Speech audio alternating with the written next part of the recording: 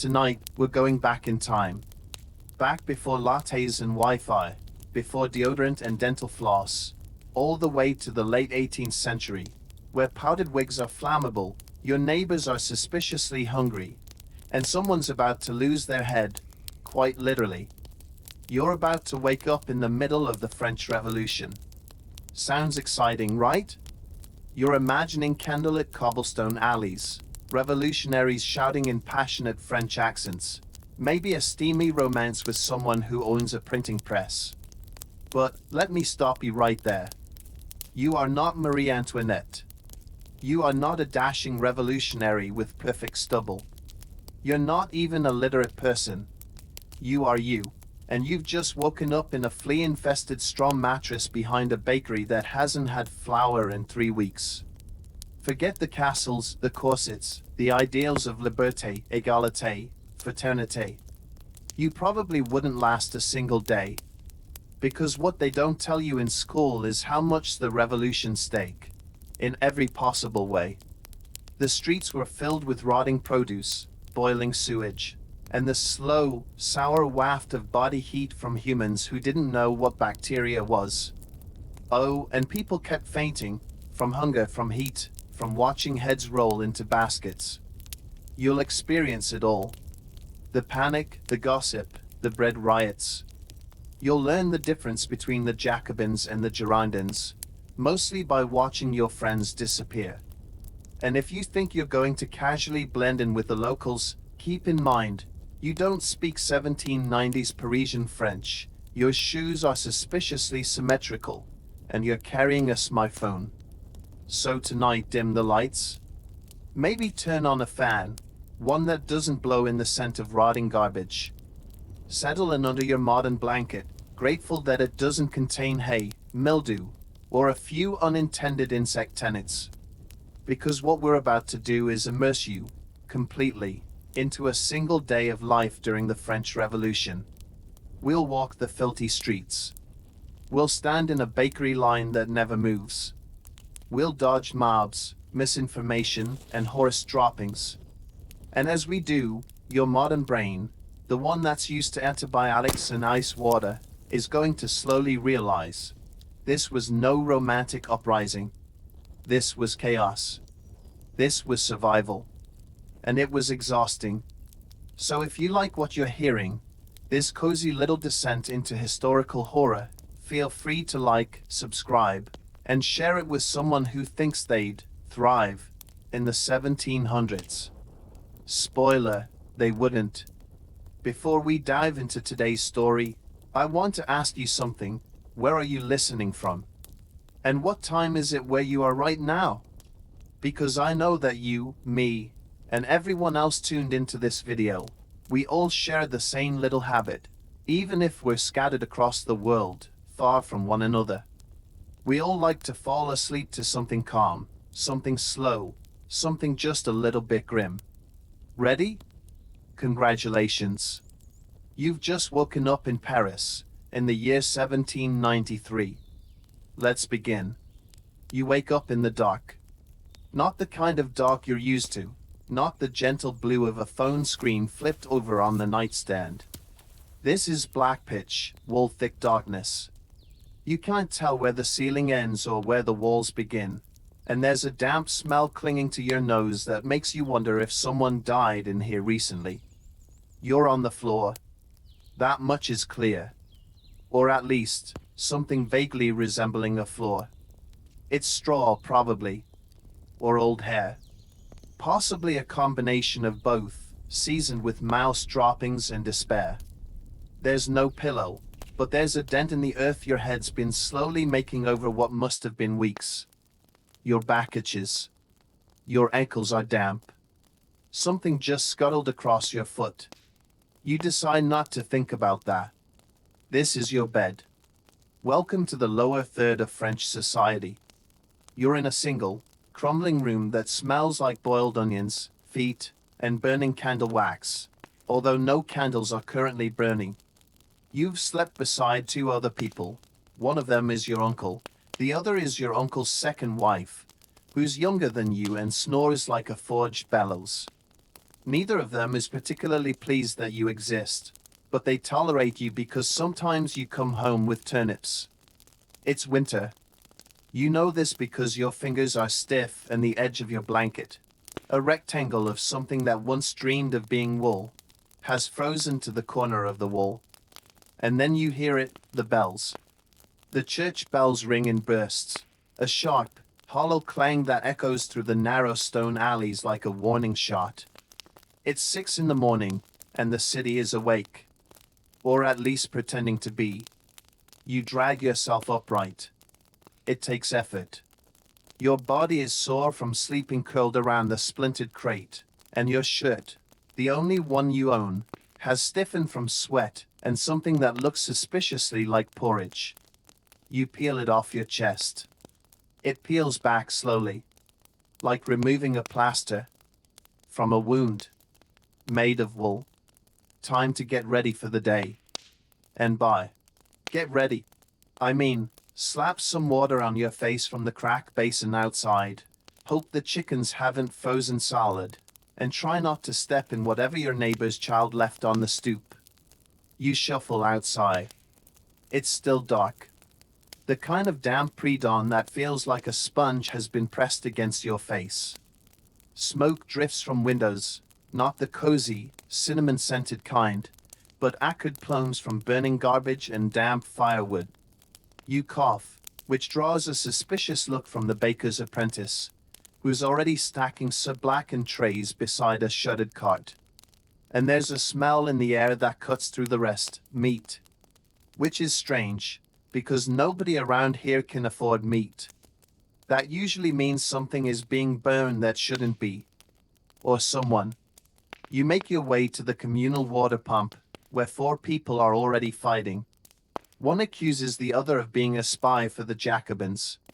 The accused retorts that if she were a spy, she wouldn't be stuck pumping water next to someone who smells like a goat's armpit. You decide to skip the morning bath. Instead, you take stock of your rations. You have a chunk of hard bread, a turnip with suspicious bruising, and half a herring that you traded for a button last Tuesday. You eat the bread slowly. It has the texture of plaster and the taste of regret.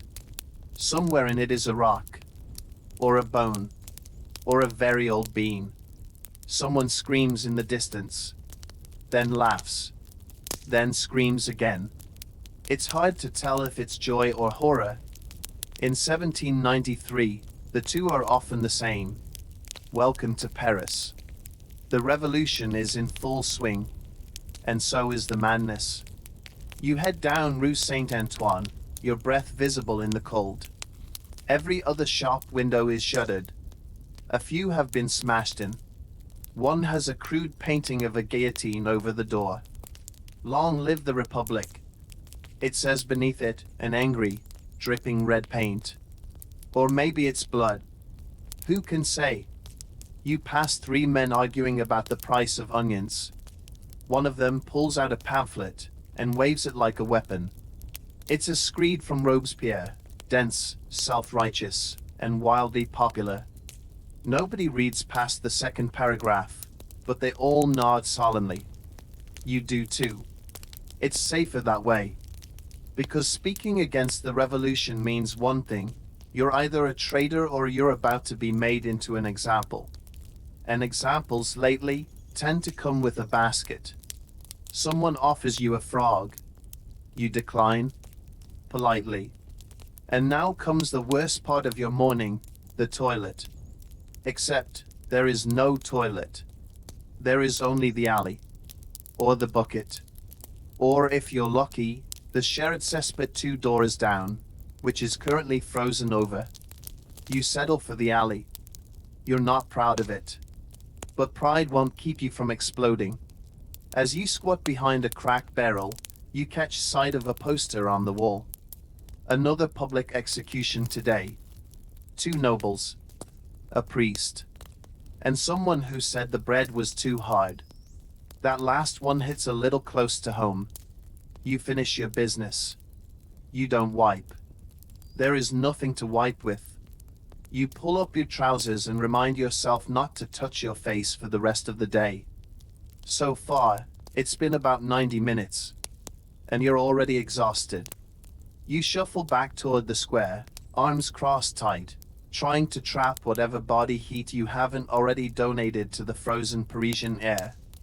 The sky is a pale, miserable gray now, like old dishwater or the inside of a dead oyster.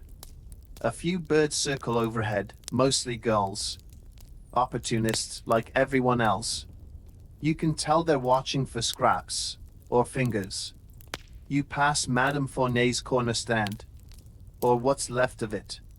She used to sell ribbon and lace, but now the lace is gone, the ribbons are filthy, and she's sitting cross-legged on the cobblestones, muttering about the golden days, when people still had manners and not everyone was frothing like starving dogs. You nod respectfully. She could report you. Anyone could. It's always wise to nod. Breakfast, if you can call it that, comes next. You spot a queue outside the boulangerie. A line of worn coats and frostbitten noses stretching around the block, guarded by a man with a musket who's trying to look official despite missing a shoe. Bread is being rationed. Again. You get in line, because what else are you going to do? The National Convention has decided that bread prices will remain fixed. But flour doesn't listen to politicians, and bakers don't run on promises. Behind you, a woman is quietly crying into her apron. In front of you, a child is eating mud. You try not to think about it too much. After an hour, the baker's wife emerges holding a basket like she's clutching the crown jewels. Inside are 5 loaves. There are at least 30 people in line. Math has never been more cruel. You don't get a loaf. You don't even get a crust. You do, however, get shouted at to move along before you cause a scene. You move. You cause nothing. Causing things is dangerous. Still hungry, you consider your options. Option 1, eat the turnip now. Option 2, trade the turnip for something marginally worse. Option 3, gnaw on your sleeve. You choose option 1. The turnip is spongy and vaguely purple. You nibble it like a squirrel, imagining it tastes like stew, or roast duck, or literally anything else. It doesn't. It tastes like dirt and sadness. Down the street, someone is preaching. You recognize the voice, Etienne, the cobbler who thinks he's the reincarnation of Voltaire. He's wearing a tricolor sash and standing on a wine crate, yelling about liberty and purity and traders. He accuses a butcher of hoarding pork. The butcher, who hasn't seen a pig in 3 months, threatens to liberate Etienne's teeth. A brief scuffle ensues. The wine crate is broken. Nobody is liberated. You continue walking. Paris smells like a revolution. Which is to say, it smells like piss, ash, cabbage, and wet wool. The streets are choked with people, but no one's really going anywhere. They're shuffling, like you. Peering. Listening. The air is thick with paranoia and body odor. Someone coughs behind you. A long, rattling cough that suggests either consumption or extremely bad luck. You step sideways. Just in case. There's a bulletin board near the square, papered over with fresh notices. Most are announcements for public meetings, grain deliveries, and yet another new law forbidding dancing. You stare at one with the sketch of a guillotine. It's today's execution schedule. Names, times, and charges. One of them reads, Marie-Jeanne Lefebvre, speaking fondly of monarchy. You vaguely remember Marie-Jeanne. She once gave you an onion when you had nothing. Now she's been accused of nostalgia. You feel something twist in your stomach. Hunger, maybe? Or guilt? Probably both. The execution will take place at noon. It's now 10. You walk toward the Place de la Revolution. Not because you want to, but because you're expected to. The crowd will be there, and if you're not, someone might wonder why. And wondering leads to whispering, and whispering leads to lists. The guillotine stands tall, wood gleaming with fresh oil, blade sharp as spite. It's been cleaned recently. You can tell by the wet patch on the cobblestones and the faint scent of iron in the air. Vendors are already setting up. Apples if you can afford them. Roasted chestnuts, if you like yours gritty and half-burnt. A child is selling tiny wooden models of the guillotine. Souvenirs. You wonder if he makes them by hand or if there's a workshop. Maybe both. The crowd thickens. By noon, it's a sea of all caps, elbows, and sharp glances. People jostle for better views. Some climb onto carts. A man next to you makes a joke about head rolls. Nobody laughs. The first cart arrives. The accused stands tall. Regal even. You don't know her. But she has that look, a mixture of fear and forced dignity. She's shoved forward. The crowd chants. She says nothing. The executioner raises his hand. The blade drops. The head lands in the basket with a thud you feel in your teeth. Someone cheers. Someone vomits. A child claps. You don't move. 3 more follow. By the end, the basket looks like it's hosting a family reunion. You walk away before the next group arrives. Not because you're squeamish, but because the smell is stronger now, and the chestnuts have gone cold. It's only midday. And somehow, this day still has miles to go. You drift aimlessly now, dazed and silent like everyone else. It's not that you're particularly horrified, you've seen worse. Well, maybe not worse, but frequent. There's something about seeing heads fall that never quite becomes normal. But in 1793, you get used to it the way people today get used to traffic. You pass a boy hawking pamphlets. His voice is shrill with practice. Justice. Purity. The soul of the Republic. He waves a leaflet with Marat's face on the front, his wild eyes staring out like he knows exactly what you've done and disapproves. You take one. Pretending to be informed is safer than appearing ignorant. It's printed badly, on thin paper that already smells like fish. You fold it carefully and tuck it into your coat. Later, it'll double as a napkin, or toilet paper, or insulation for your window. You turn into Rue de Ursins, where the laundry line sags over the alley like a defeated banner. Linen flaps gently overhead, stained, moth-eaten, some pieces so patched they look like Frankenstein's pajamas. You pass a woman boiling something in a pot. She's been boiling it for 3 hours. You suspect it used to be a boot. Back home, you try to sit down. The crate groans beneath you. The floor is still damp. Your fingers are stiff and your stomach aches. You let out a long, weary sigh. And then, a knock. Not a friendly knock. Not the kind of knock that says, "I brought stew." Or, "Do you have a candle I can borrow?" No, this knock is rhythmic. Purposeful. The kind of knock that demands answers. You freeze. Another knock.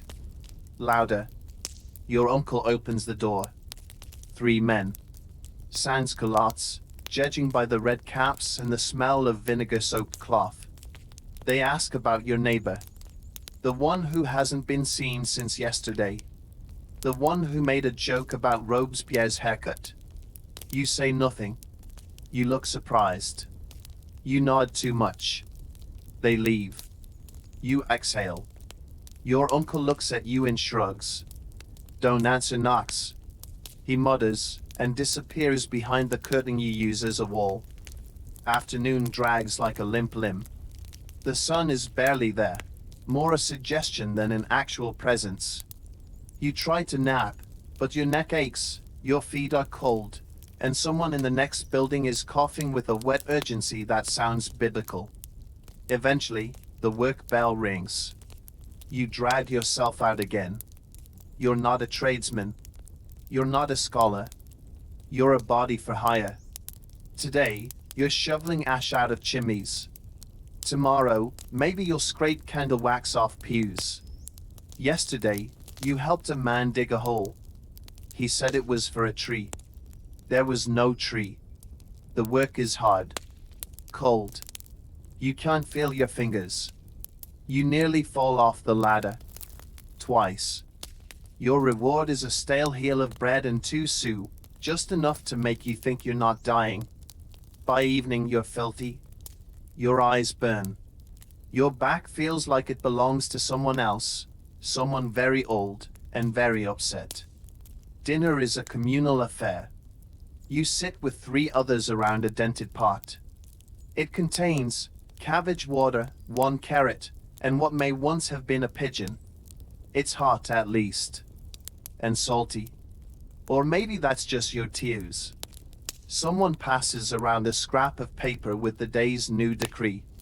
Something about calendar reform. Apparently, weeks are now 10 days long. Everyone groans. You go to bed fully clothed. You have to. Your blanket is thin and your room has a draft that feels personal. You pull your hat over your ears. Your stomach gurgles. Your toes twitch. Outside, the bells ring again. Someone screams. Someone laughs. Someone sings the Marseillaise off-key. You close your eyes. And you hope that tomorrow, you are still alive. Sleep doesn't come easy. Not because of the noise, though yes, someone is definitely arguing with the cat outside. But because sleep itself is fragile in times like these. You close your eyes, only to have your mind spiral into worry. Did you say something careless? Did you forget to nod when someone mentioned the Committee of Public Safety? Is your name on a list? Are there even lists? You hope not. But you're not sure. That's the thing, no one ever knows. The floor creaks under your uncle's snore. His wife murmurs in her sleep. The walls sigh with cold wind and old regret. And somewhere down the block, a cart rattles by. It's too late for deliveries. You keep your eyes shut. You don't want to know. At some point you drift. It's not sleep, exactly, more like a faint, uneasy doze. The kind where your limbs twitch and your dreams involve long hallways and doors that don't open. You wake to light. Pale and sour, like a dying candle. Your mouth is dry. Your joints ache. Someone has stolen your turnip. Not that you had one left, but still. It's the principle. Morning again. Congratulations. You've survived the night. Barely. The ritual repeats. Stand. Cough. Rub your eyes. Stretch until your spine makes that cracking noise you're starting to associate with survival. Outside, a woman is screaming about soap. She has none. Her neighbor has 2 pieces. A crowd gathers. You slink past them. Today is market day. Which sounds exciting, like something out of a painting. But in reality, it's more like organized begging. You head to the square. Half the stalls are empty. The other half are guarded like fortresses. Everyone's bartering. Money's less useful now. You hold up your last coin. You might as well be showing someone a magic trick. They shrug. You trade your shoelaces for an onion. You don't even have proper shoes. Back home, someone's built a fire in the street. The smoke is eye-watering. Children are throwing potatoes at each other. You don't know where they got them, but you envy their optimism. Midday again. Another execution today. You don't go this time. Your legs feel like lead and your stomach's curled up in protest. You sit against the wall, chewing your onion slowly. It tastes like biting into a dare. The bells ring. Far off, the blade drops. Someone claps. Later, a man with a red armband stops you. He asks where you're going. You lie. You say, to the committee. He nods, suspicious but distracted. You keep walking. Fast. Don't look back. It's raining now. Cold, sharp rain. The kind that gets under your collar and into your bones. You step in something. You don't ask what. That's rule number 4, never ask. Evening comes. Somehow. Your fingers are cracked and raw. Your eyes sting. You think you saw someone arrested, or maybe he just tripped. Either way, they dragged him off. Dinner is a watery broth. You're too tired to be grateful. You lie down again.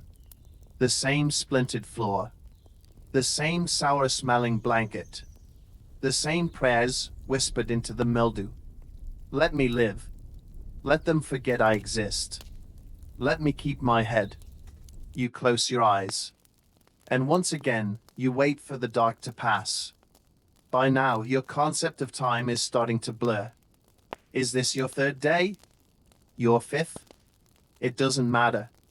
In 1793, the days don't matter, only whether you're still breathing by the end of one. You wake up aching. Not from one particular injury, just a general, full-body resentment. Your bones are starting to revolt. Quietly, but firmly.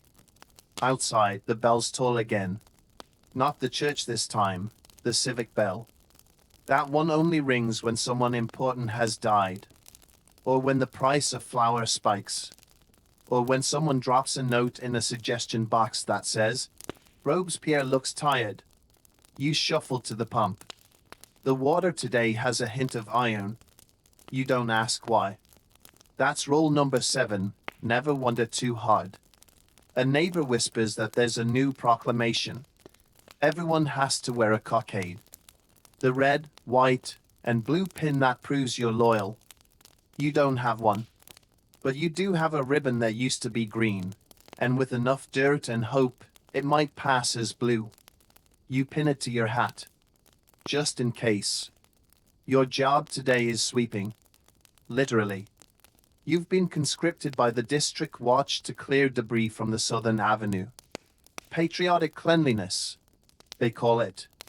You're given a broom with fewer bristles than a toothpick and pointed toward a street that smells like history's armpit. It's not just leaves you're sleeping. There's straw, bones, bits of broken crockery, and at least one tooth. You don't ask about the tooth. By noon, you've earned a slice of bread and a herring tail. You eat both without tasting them. A child offers you a boiled beet in exchange for your coat button. You think about it. But your coat only has 2 buttons left. You decline. Across the street, a man is preaching. Not Etienne this time. This one is calmer. He talks about justice, but his eyes keep scanning the rooftops. You think he's waiting for something. Or someone. He stops mid-sentence. 3 soldiers appear. No one speaks. The man is escorted away. No one looks at him. That's rule number 2. Don't look too long. You're sent next to the tailor's workshop. He needs help carrying bolts of fabric to the convent. The convent, of course, no longer houses nuns. It houses rifles. The cloth will be turned into uniforms for the National Guard. You carry the bolts carefully. The cloth is fine, probably soap taken from someone's emptied-out home. The tailor doesn't say where he got it. You don't ask. That night there's talk of a list. Someone heard that names are being compiled. Dissidents. Moderates. People who said hello without enough enthusiasm. You're not on the list. Probably. Maybe. You check your ribbon again. It's sagging. You pin it tighter. Dinner is lentils. Mostly. One of them moves. You eat around it. Sleep comes faster tonight. Not because you're comfortable, but because you're so tired your body doesn't care. You sleep like a stone. You dream of bread. real bread. Fluffy. Warm. And when you reach for it, it explodes. Morning again. And you're still here. The air is different today. Not cleaner, not warmer, just charged. Like something is about to happen, but no one's quite sure what. The street is quiet in the way a dog is quiet before it bites. People are moving slower. Faces are tighter. Conversations die mid-sentence when someone new approaches. You feel it too, like a thread pulled too tight behind your ribs. Your uncle tells you to stay inside. That's when you know it's serious. He never tells you anything. But today, he looks at you with those sunken eyes and mutters, "Keep your head down. Keep your mouth shut." He doesn't add, "Or else." He doesn't have to. Still, your hunger wins. You slip up the back, careful not to be seen. The alleys are quieter than usual. A boy scampers by, barefoot, carrying what looks like a dead chicken and a very live fear. No one follows him. You reach the square, and it's half full already. But not with stalls or chatter, just people. Standing. Watching. Not speaking. A cart rolls by. It's not the execution cart. This one's full of firewood and salt. Real salt. That's a sign. Salt is valuable. When it's being moved, something big is happening. And then the whispers start. Robespierre. He's either dead, or in hiding, or having tea with the devil, depending on who you ask. A man near you says he heard the convention is collapsing. Another insists it's just a rumor started by the aristocrats. A woman drops to her knees and prays out loud for someone with sense to take control. She is immediately told to shut up before someone hears. No one seems to know who's in charge. Which means, for now, nobody is. Which is worse. You go home. You avoid eye contact. Your feet move faster than your thoughts. On the way back, you see a shop being looted, not wildly, not with energy, just methodically. A man lifts a sack of flour over his shoulder like he's picking apples. He nods at you. You nod back. You don't mention it to your uncle. That night, Paris doesn't sleep. Fires dot the skyline. Not from battle, from fear. Precaution. You can see silhouettes darting across windows like shadow puppets. Somewhere, someone sings. It's slow, mournful. You can't tell if it's a lullaby or a funeral march.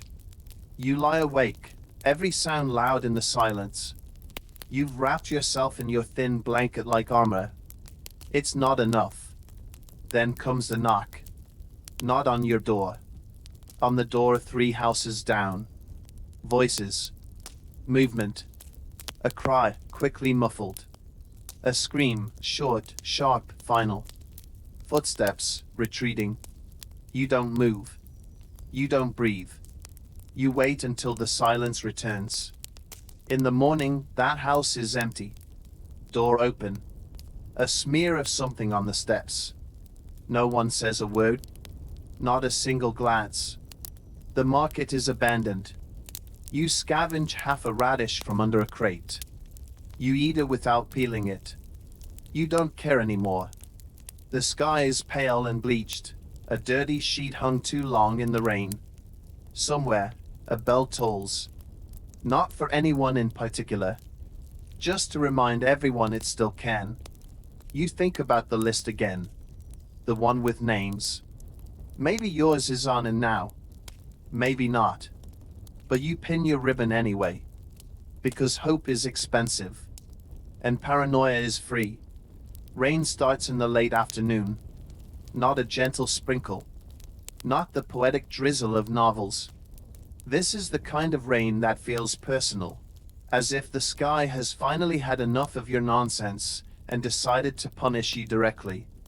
It soaks you within minutes, trickling down your back, into your shoes, through your threadbare coat and into the deepest corners of your soul. You try to find shelter beneath an overhang that smells like fermented cabbage. It helps. Slightly. But you're already wet, and your left shoe is making a sound that no shoes should ever make. Across the square, a horse slips and crashes into a cart of potatoes. No one helps. The owner curses. The horse twitches. The potatoes scatter like little symbols of absurdity. A woman picks one up and scurries away like a squirrel who knows better than to ask questions. You don't even flinch anymore. You're learning. Back home, if we're still calling it that, the roof leaks. Of course it does.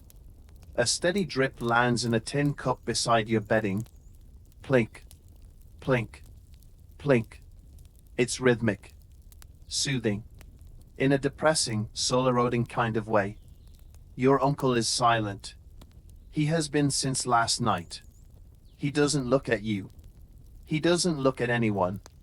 He just stares at the wall with that faraway gaze people get when they've seen too many endings. Dinner is non-existent. You pretend you're fasting. For political reasons.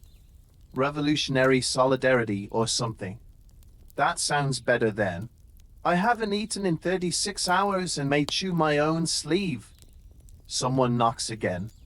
You both freeze. But it's not the knock. It's gentler. Nervous. A child's knock. You open the door. It's Emily, the girl from next door. She's 6. Muddy, tear-streaked, clutching something in her fist. My mama's gone, she says simply. She didn't come back. You don't ask where she went.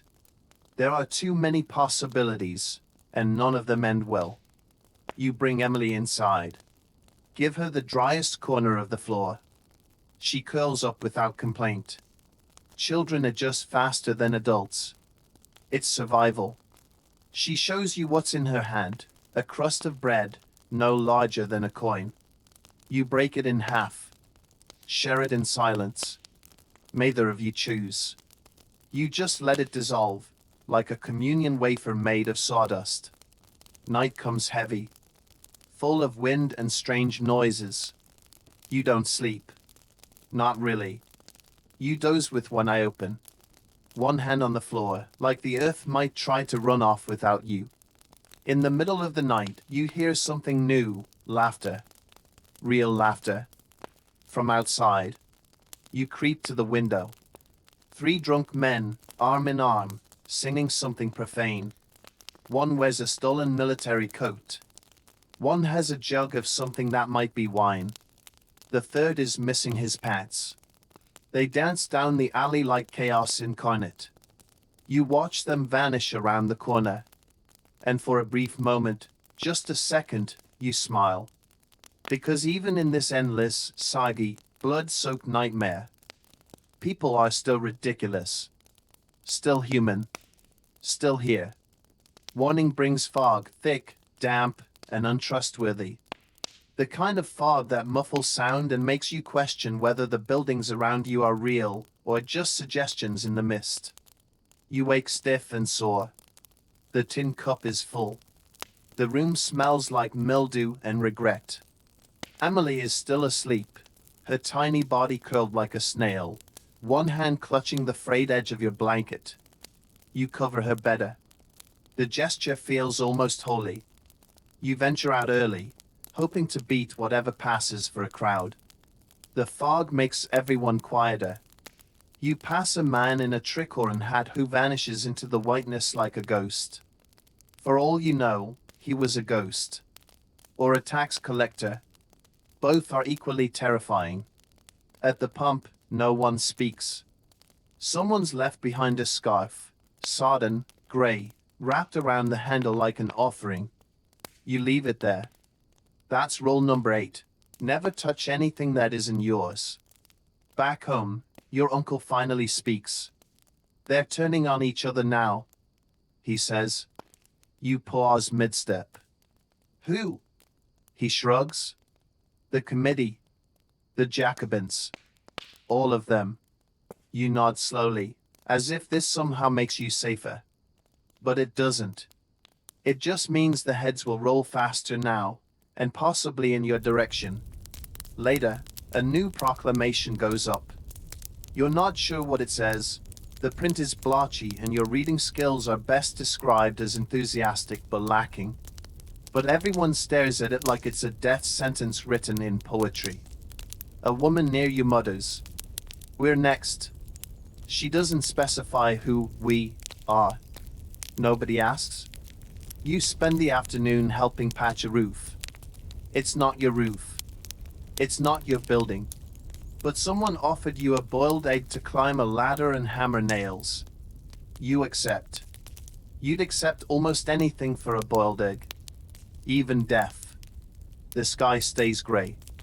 Permanent. Like the sun has been guillotined too. Below you, the street is a theater of dull misery. A boy chases a rat with a stick. A girl sells buttons like they're jewels. An old man sharpens knives and eyes you like he's measuring for something that needs slicing. You work faster. By evening, the egg is gone.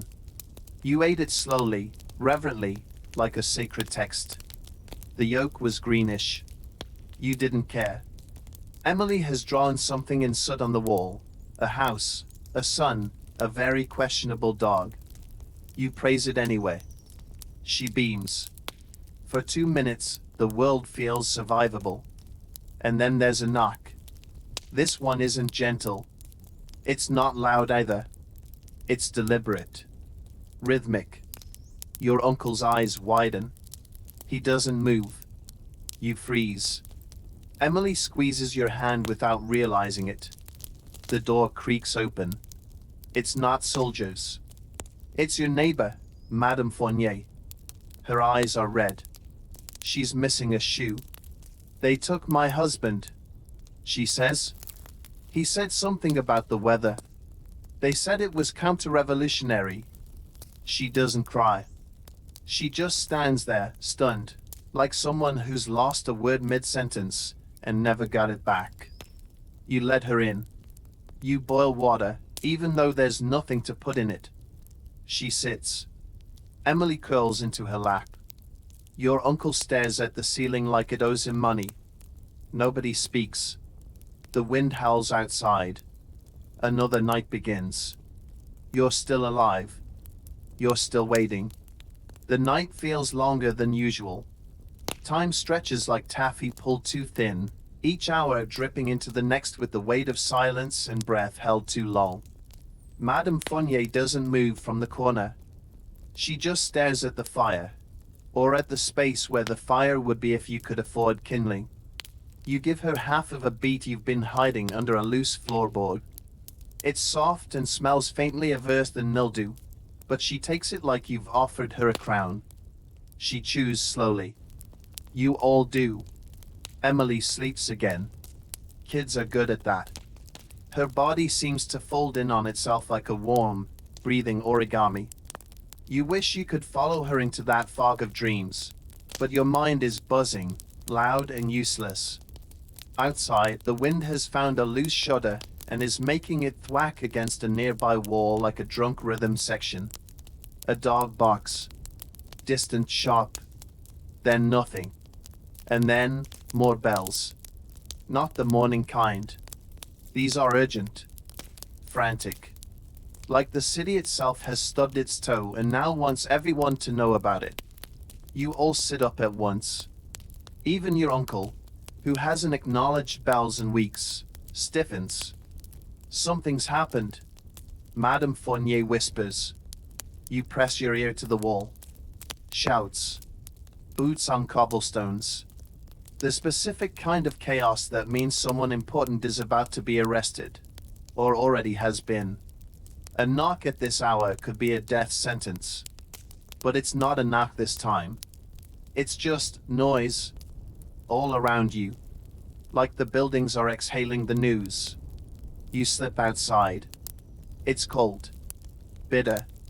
The kind of cold that burns your fingers and scolds you for thinking spring might come eventually. The streets are stirring. People peeking out from behind shadows. Faces at windows. Muffled questions pass between doorways. Someone runs by barefoot yelling, Robespierre's been arrested. You blink.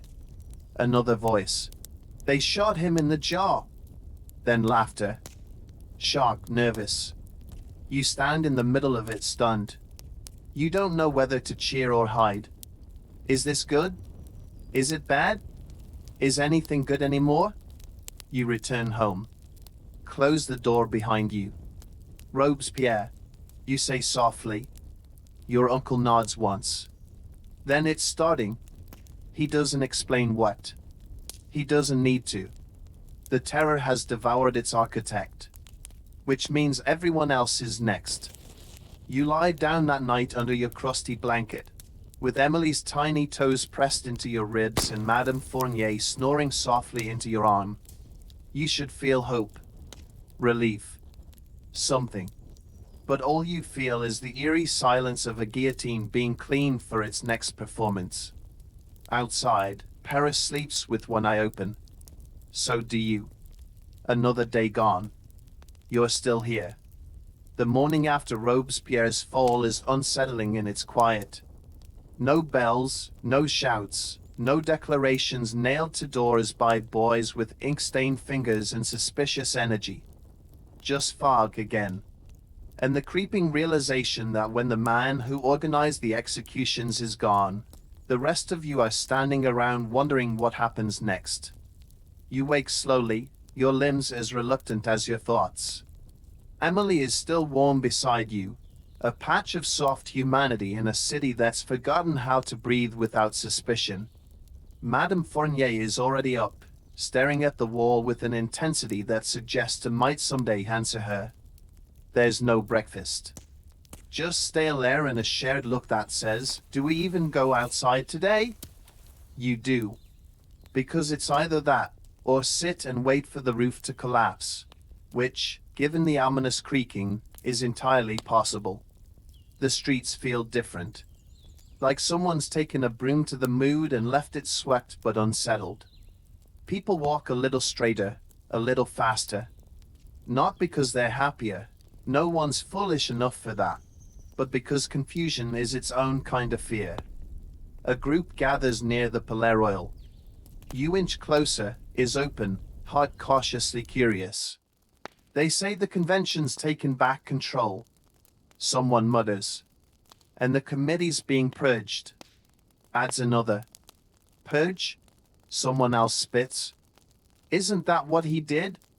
The conversation dips into whispers, nervous laughter, shrugs. You don't join in. Just listen. That's safer. But then, as you round the next corner, you see something unexpected. A man dancing. Truly dancing.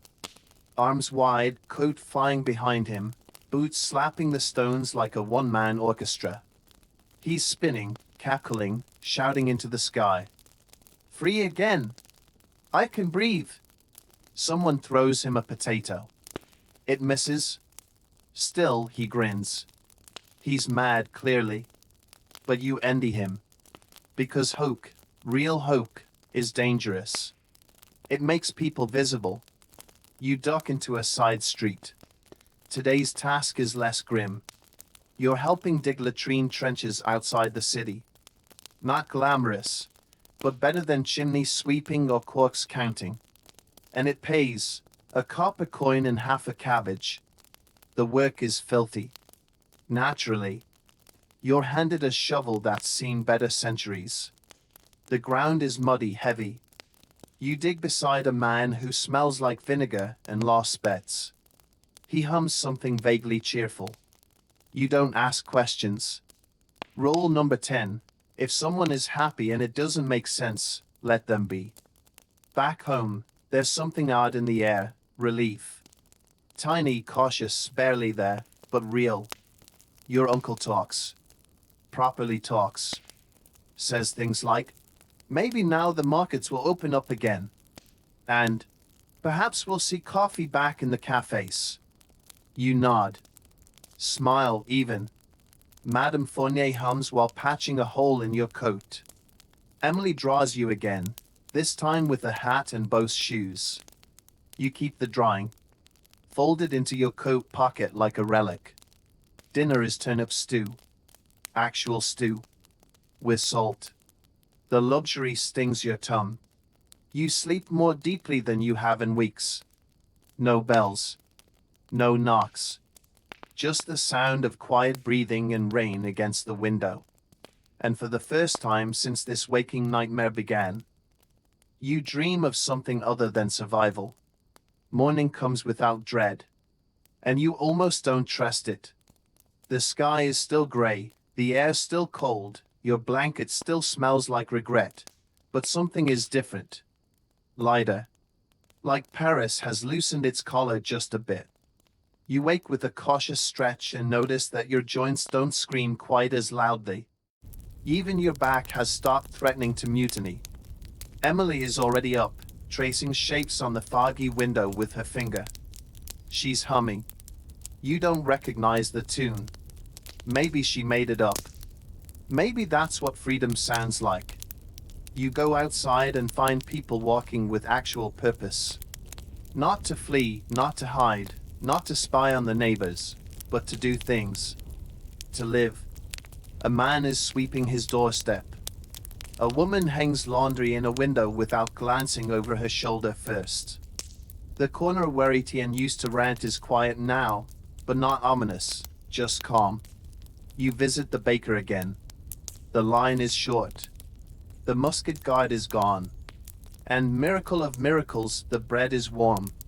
You can remember the last time you held something warm that wasn't on fire or sick. You hand over your coin. The baker actually smiles. You carry the loaf home like it's a newborn child. There's still fear, always will be, but it's softer now, more like a background ache than a knife in your ribs. You hear rumors on the street. The prisons are empty. Some trials have been cancelled. A few names whispered in back alleys have suddenly been forgotten. The guillotine still stands. But today, no one climbs its steps. You take Madame Fournier to the market. She's hesitant, eyes darting, her hand gripping your coat sleeve like a lifeline. But the stalls are back. The old man with the suspicious onions is shouting again. A boy is selling pears, actual pears. Overpriced and vaguely squishy, but still. Pears. She cries when she sees them. Quietly. Pretending she has something in her eye. You pretend not to notice. That's rule number 11. Protect dignity when it's finally within reach. You return with a bundle of root vegetables and the first cheese you've seen in months. It smells like damp socks and joy. You serve it that evening with half the loaf and more of the turnip stew. No one speaks during dinner. Because this moment, feels sacred. Later that night, Emily asks if the bad men are gone. You pause. Then say, some of them. She nods. Like she understands. Which is terrifying. You tuck her in. Fold the blanket around her. She's warmer now. Fleshier. Her cheeks are round again. You sit near the door and sip the last of the hot water. It has a hint of cabbage. Everything does these days. Outside, Paris exhales. The wind is softer. There are no screams. No bells. Just the gentle creak of shutters and the rustle of someone snoring nearby. You close your eyes. For the first time in weeks, you don't expect to be woken by boots or shouts. You expect morning. And that might be the most revolutionary feeling of all. The days begin to blur again, but not in terror this time. In routine. Unremarkable, quiet, beautiful routine. You wake, stretch, scratch your ribs, rub your eyes, shuffle toward the window and exhale when the sky is still where you left it. No smoke. No blood. Just clouds. Occasionally a bird. Occasionally the smell of stew wafting from some nearby pot you're not invited to. But that's fine. You're not starving anymore. Just hungry. which, in 1793, is practically wealth. You help Madame Fournier sweep the steps. She mutters about dust and disrespect and how nobody greets their neighbors properly anymore.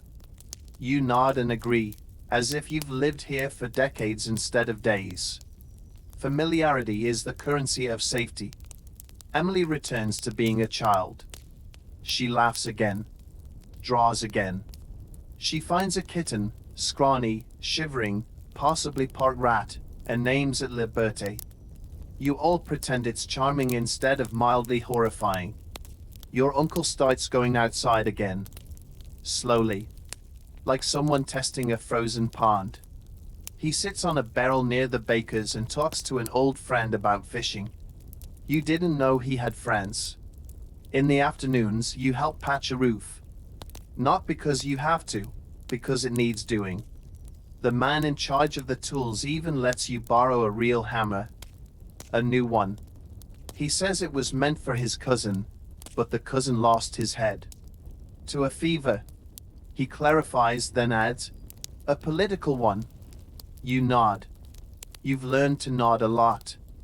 And Paris itself, she's changing. Tentatively. The markets bustle. Not chaotically, not desperately, just busily. There's rhythm now, like a heartbeat returning after a long fever. Children chase each other without glancing over their shoulders. Men shout insults that don't end in accusations. You even see a couple kissing in the shadows behind the cooper's stall. It's clumsy and a little bit loud, but you let them have it. Because hope is a fragile thing. And now it's growing back. One morning, a man stands on a crate and sings. Not preaches. Sings. A real song, bawdy, stupid, off-key, and full of verses that rhyme, revolution, with contribution, in increasingly implausible ways. People gather. No one reports him. You clap along. That night you eat carrot soup. Real carrot. Not a turnip pretending. There's even a pinch of salt. You savor it like wine. Madame Fournier finds a crust of cheese she'd been saving for a special day. She shares it. Emily gives you a drawing of the four of you. Even the cat. You're holding hands. Smiling. You look taller in it. Stronger. You don't correct her. You pin it beside your bedding. The corner flaps when the wind sneaks through the cracks in the wall. Outside, Paris breathes. Not deeply yet. Not freely. But enough. Enough to imagine something beyond just surviving.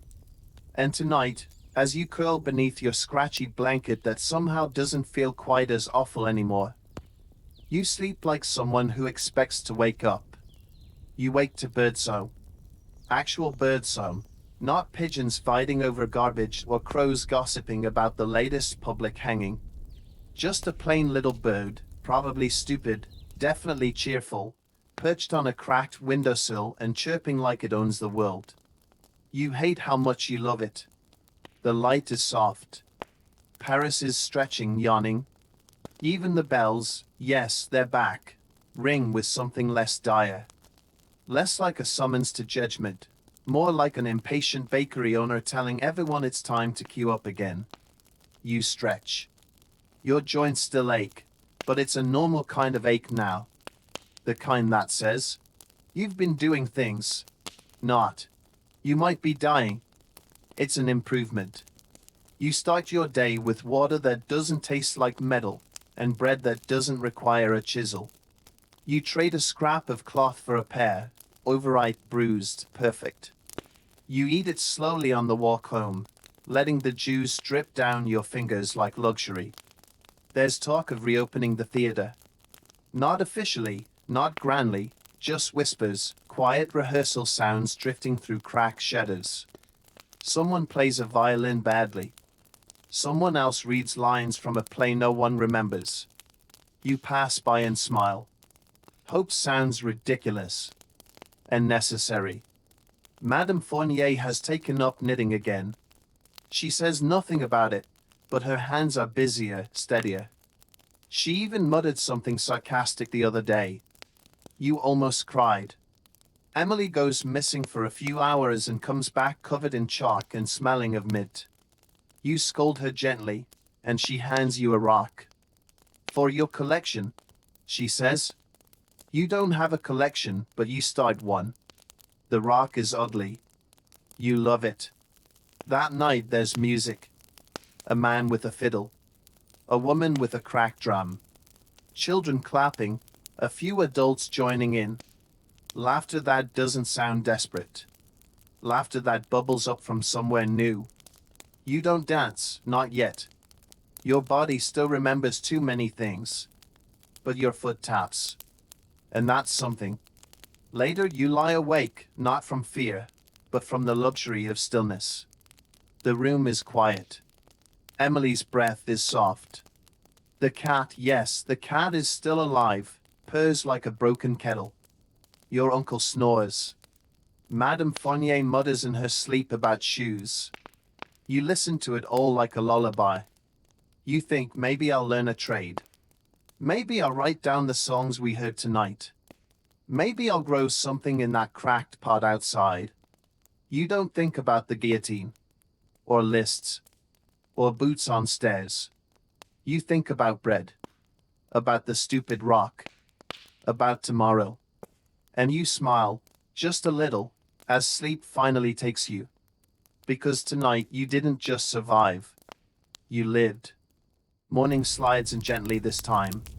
No alarms. No fists on doors. No whispers about someone's disappearance. Just sunlight, honest to goodness sunlight, crawling across the floor like it's trying not to wake you. You wake anyway. Not with a jolt, not in fear. Just because. Your body is starting to believe you're allowed to do that now. The air smells better today. Not good, mind you. This is still 1793, and Paris is still a tangled mess of humanity and livestock and ambition. But better. Like someone washed the top layer of misery off the city. You stretch and sit up. Emily is already gone, her blanket tossed aside like a forgotten dream. Madame Fournier still dozing in the corner, her knitting tangled in her fingers. Your uncle is gone too, but he left a note. It's not much. Just, back soon. With carrots?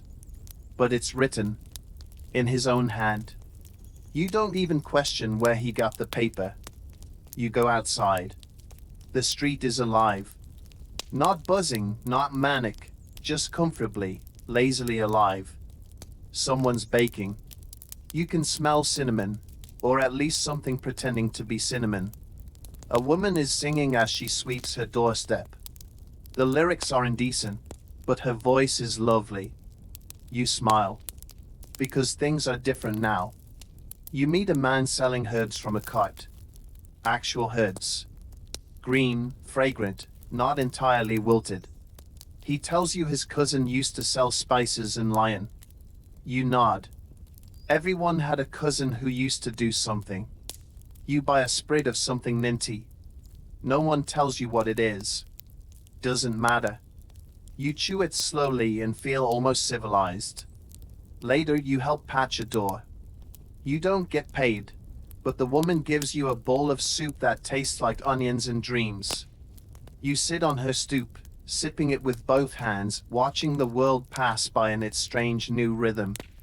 Children run by with sticks. A dog chases a chicken. Someone laughs.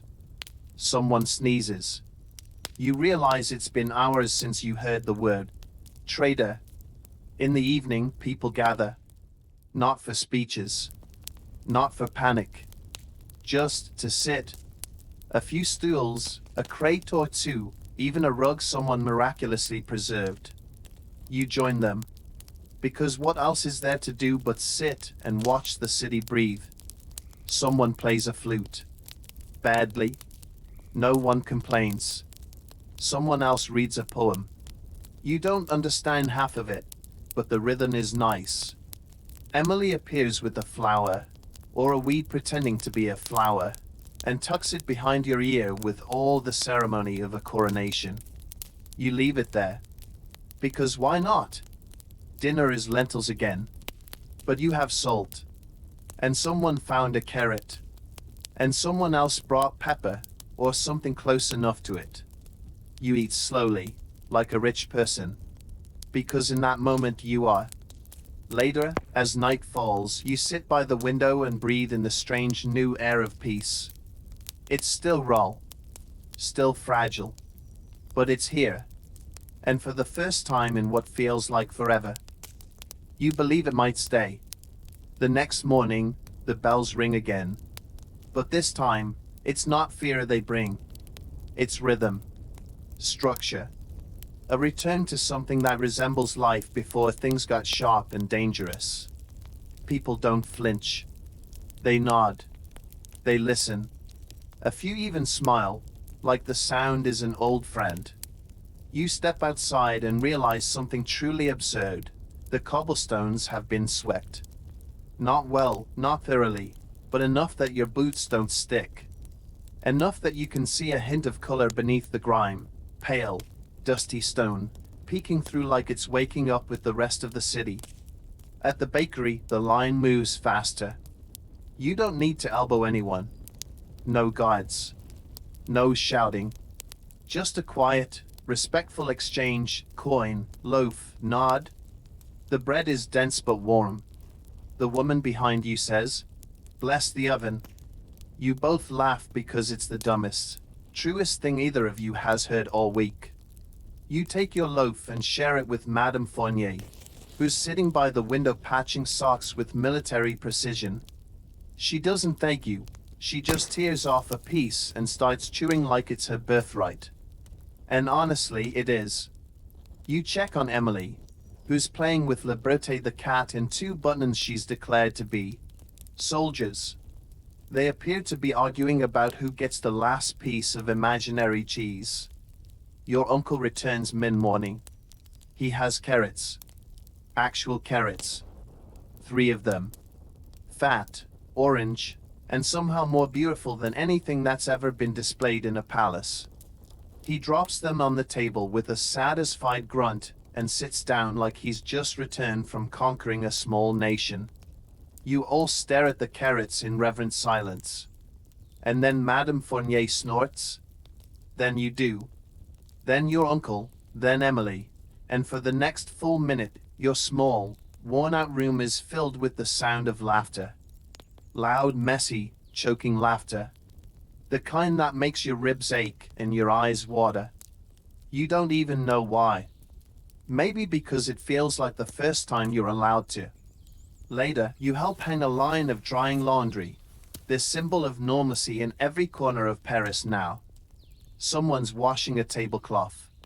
Someone else is dusting a painting. You pass a woman carefully combing her hair in a mirror with no glass.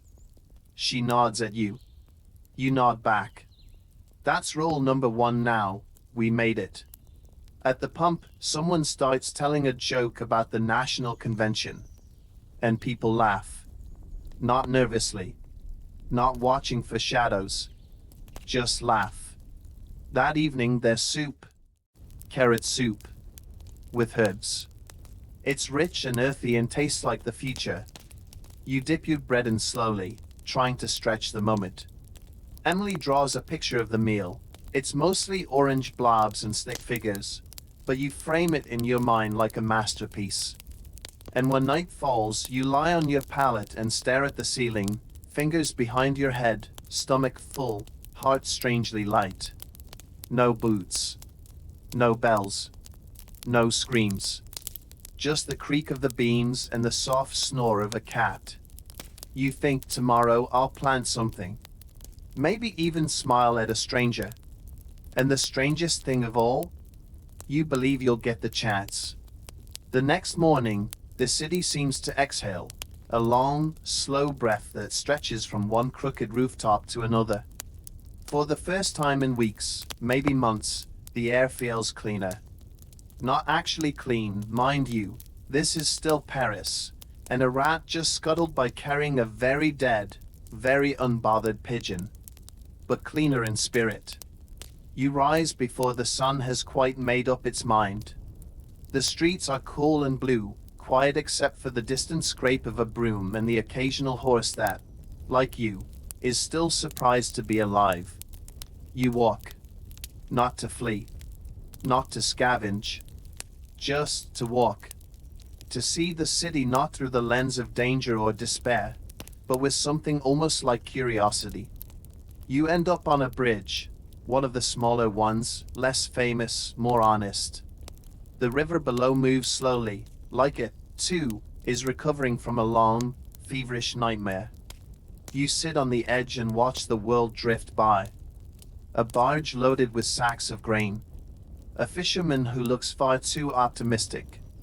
A woman pushing a cart full of bread and singing about wine she definitely does not have. You could sit here all day. But eventually life calls.